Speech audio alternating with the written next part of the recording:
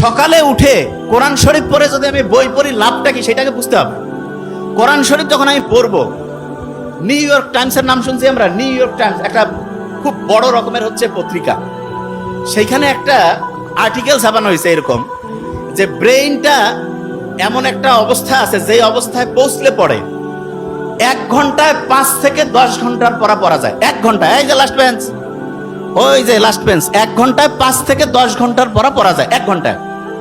এবং সেই অবস্থাটা তার একটা নাম দিয়েছে। কি নাম? Flow state. কি নাম? আচ্ছা আমি বানানটা করি, FLOW, ফ্লো স্টেট।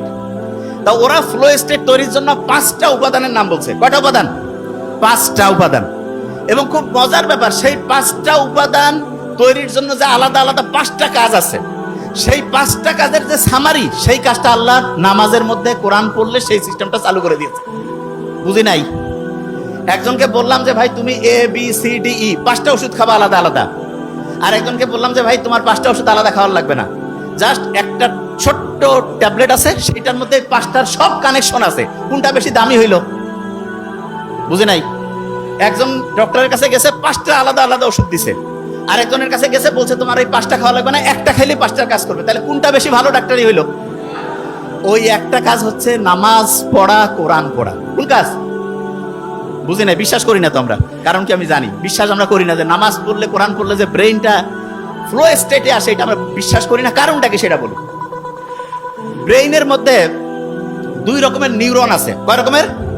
2 রকম। আমার এটা ডান হাত না, এটা কি হাত? এরকম 2 রকমের নিউরন আছে। এক রকমের নিউরন আমি যদি ভালো চিন্তা করি সেটাতে সে হেল্প করবে, শুনতেছি। আরেক রকমের নিউরন আমি যদি খারাপ চিন্তা করি সেটাতে সে হেল্প করবে। তার মানে আমি যে এরকম চিন্তা করবো সে সেরকম করে কাজ করবে। তাহলে আমি যদি চিন্তা করি যে আমার ব্রেন অসাধারণ, তাহলে ভালো পক্ষের যে নিউরন সেটা হচ্ছে তোমাকে সফল করার জন্য সে পজিটিভলি কাজ করবে। আর আমি যদি চিন্তা করি না আমার ব্রেন ঠিকভাবে কাজ করে না, আমার মাথার মানে হচ্ছে শক্তি কমে গেছে, আমার খেয়াল থাকে না, তাহলে ওই নিউরন, যে নিউরনটা খেয়াল না রাখতে তোমাকে হেল্প করবে, সেইটা কাজ করবে।